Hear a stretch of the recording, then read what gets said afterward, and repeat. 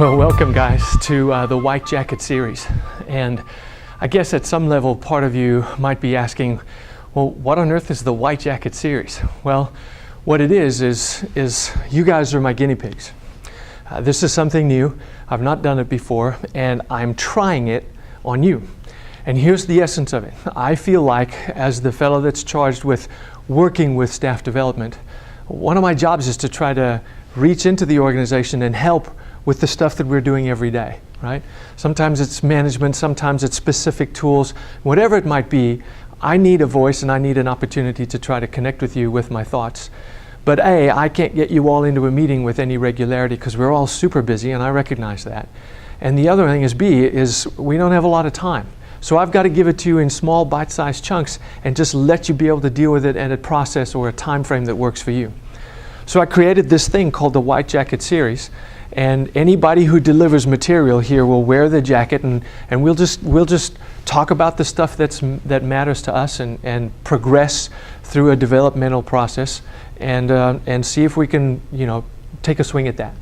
So at the end of today's session, what I'm really going to ask you to do is, this is going to be 5 minutes.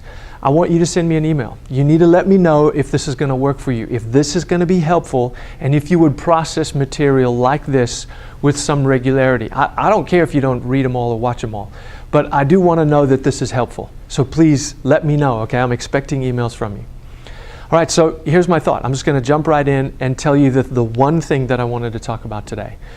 I think it's ridiculous that it's already July and we're knocking on the door of August.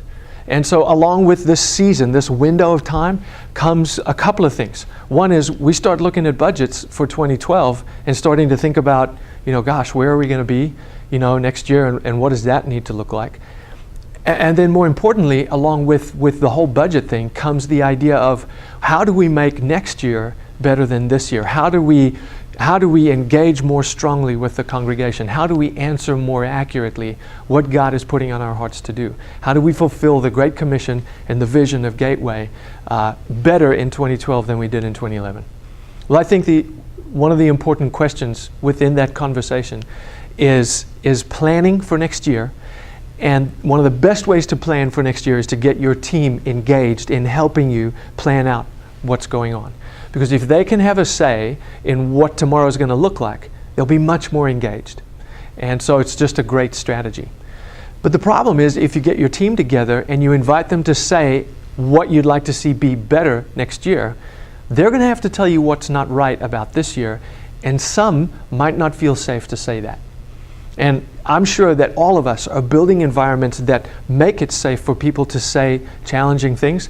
But let's face it, some folks don't feel as safe to do that as others. So I want to give you a strategy for ways to get the team to be able to say or ask the unaskable questions, to say the unmentionable things that rock the boat and that propose new ideas, that potentially innovate, and then have risk loaded within those statements. And the risk is I might get rejected. I might get kicked out. I might get ostracized. This might be an antagonizing thought, and I don't want to play it. So I have a strategy for you to be able to get all of those unanswerable questions out on the table in a safe way. All right, are you ready? So here's what I need you to do, or this is what I'm proposing. Get your team together and let them come with some paper and pens in a relaxed environment. Tell them we're going to strategize about 2012. And then as the very first exercise, ask them to do this. Split a page in half, right? And on the top half, answer this question. What brands that I recognize are you interacting with every day? So the very first exercise, the top of the page is, what brands that are out in the world today do I recognize and am I interacting with every day? So here are some of mine. These are brands that I use and come across and interact with some frequency. These are brands that I recognize. I drive one of those, and I eat here on occasionally.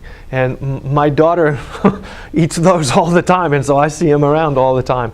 And I go to this place. And so just get your team to connect with brands or organizations or companies that they can recognize, and just start writing 5 or 8 or 10 brands that they strongly recognize. Okay? Then the next exercise is, once you've done that, think about what your department is, and then say, which brand most strongly represents, or which brand would you pick that could represent Gateway and the department that, or not Gateway, but the department that you're in right now most effectively.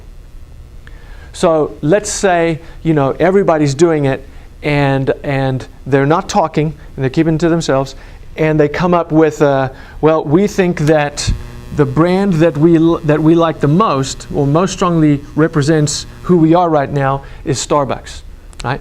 So let's say it's the group's department, Randy's department, and his team says, okay, we think Starbucks most powerfully represents who we are today, right? Okay, then the next part of the sheet, you say, all right, what brand most represents then where you think we should be in a couple of years? Where are we trying to go?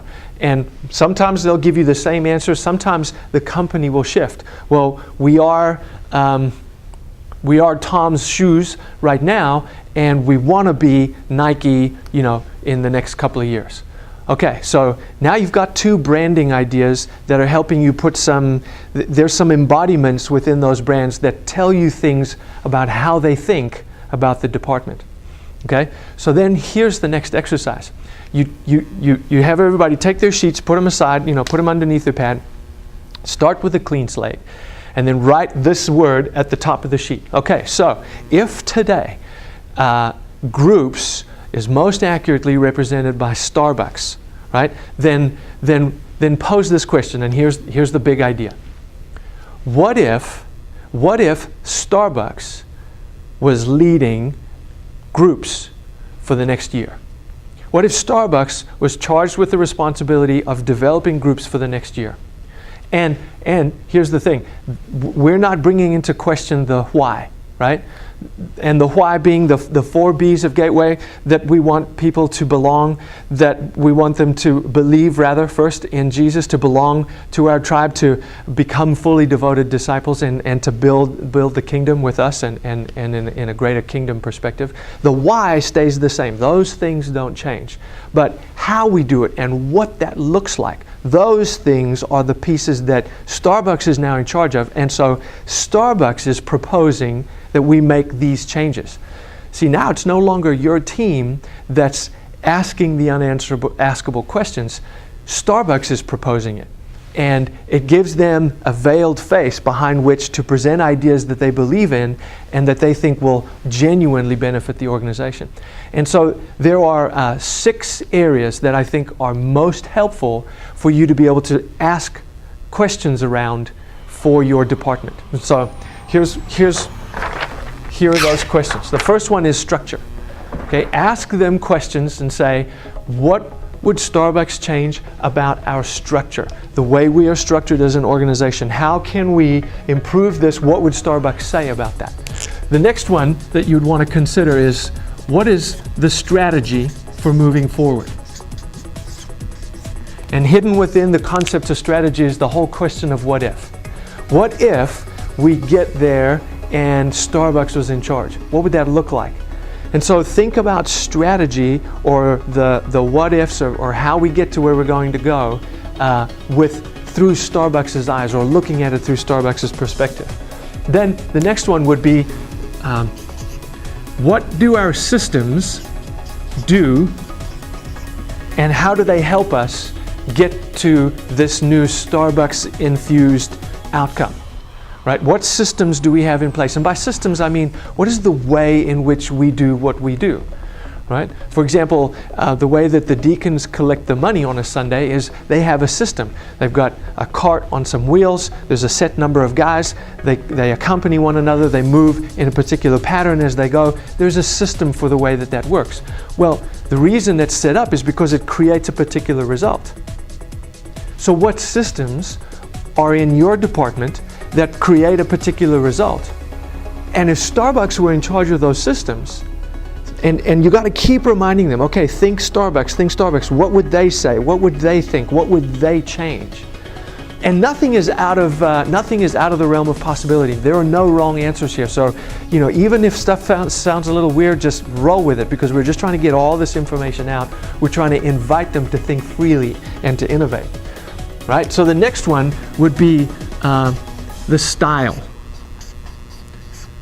And for those pastors who are habitual speakers, are you observing my alliteration here? I worked very hard on this idea. The style, or the other version here would be that this is culture.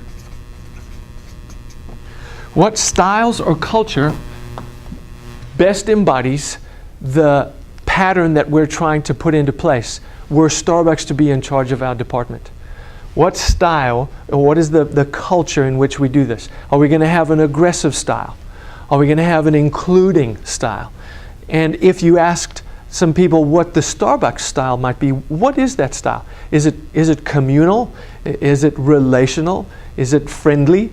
So there's all kinds of key words that you can write underneath any one of these ideas and just kind of get new thoughts about where your organization is and how you're progressing toward 2012. Okay, the next one would probably be what skills do we need to include in our project? And if Starbucks were in charge of determining which skills those would be, then what would those be? What would they look like, right? So put that out there, have that conversation. The next one is, what do we have to do with our staff, if anything, in order to be able to accomplish what we're talking about? Are there some changes within our staff that need to happen? And by that I mean, is there some moving around within positions that would make this more accomplishable? Or do we reach beyond ourselves into a volunteer pool in order to accomplish what Starbucks might need in order to do what we're thinking about for groups for 2012? Right? So knock the borders down, knock off the walls that kind of stop you from thinking out into those different areas, and engage the staff that are with you, your department, and ask them what changes to the staff themselves need to be made. Maybe there's some extra training. Maybe they need a deep soak in a particular area that would strengthen them, because if Starbucks were running groups, they feel very strongly about strong corporate training and everybody looking the same and feeling the same and having the language. And so we've got to dip ourselves again in the language of Starbucks in order to do this the right way. So what has to happen here, right? And then the final one, there's just 7 of them. The final one is what subordinate, I know it's a fancy word, goals are out there. And by subordinate goals, I mean kind of, they're infusing goals that make the very thing happen, but they're not overarching goals. They don't interfere with the vision. They don't adjust the mission statement. But they're subordinate goals that carry the culture and carry the direction so that it remains sustained. These 7 ideas, seen through the lenses of a brand that they strongly recognize represents your department, really facilitates the opportunity for your staff to inject some of their own ideas without being seen, kind of as a spy, and to ask the unaskable questions, to say the unspeakable things, to innovate through the lens of someone else, and they don't have to take responsibility for it, because, hey, it's not me, it's Starbucks that's making that proposal. And in the end, any of this stuff that you end up actually implementing, because 2012 would look stronger with some of these ideas there, and can be theirs in the long run, and they'll know it, but it'll make your department stronger, and I think it'll benefit the organization as a whole. Okay, that's it. That's an example of something that I had in mind, something that I wanted to let you have. Don't forget to email me. I need to know from you if you think that this mechanism could be of some value to you in the future. All right, hope to see you next time on the White Jacket series.